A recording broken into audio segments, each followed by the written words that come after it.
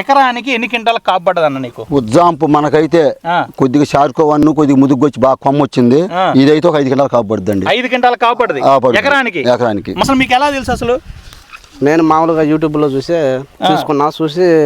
అసలు మామూలుగా శాంపుల్తోనే ఆయనతో కొట్టించిన. ఆయన చూసినాక నేనే కొట్టి తీసుకొచ్చి ఇంకా మీకు చాలా మంది కొట్టారు మీ ఊర్లో? మొత్తం మా ఊర్లో దగ్గర మా ద్వారా అయితే కనీసం ఒక 30 మంది కొట్టారు. అవునా?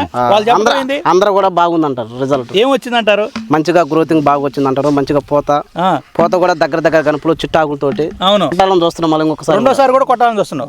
ఇప్పుడు నీకు తెలిసి ఈ దీంట్లో ఒక ఎన్ని క్వింటాల కాపు పడింది అనుకుంటారు? దగ్గర 5 నుంచి 6 క్వింటాల వరకు పడుతుంది. ఇంకా కొనసాగుతుంది. ఇదే విధంగా కొడుతూ ఉంటే 10 క్వింటాల వరకు పడవచ్చు.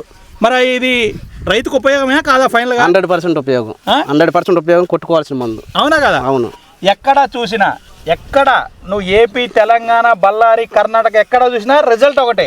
ఏంటంటే ఉసుదా కొడితే పోత పడిద్ది, ఇగురు వస్తుంది, నలుపు వస్తుంది. ఆ క్రాప్ సెట్టింగ్ కోసం ఏం వాడాలి? వసుదా వాడాలి. అంతేనా? వసుదా వాడితే అధిక పోత అధిక దిగుబడి. అధిక పోత అధిక పది. నేను చెప్పేది కదా, రైతు చెప్తున్నాడు. ఏమంటారు సార్? ఓకే. అధిక పోత అధిక దిగుబడి. ఈ విధంగా మెత్తనం బాగా వచ్చింది. మెత్తనం కూడా బాగా వచ్చింది. ఇలాంటి రిజల్ట్ ప్రతి తోటలో కావాలి అనుకుంటే ప్రతి రైతు తోటలో వసుదా కొట్టాలి. అంతేనండి? అంతేనండి.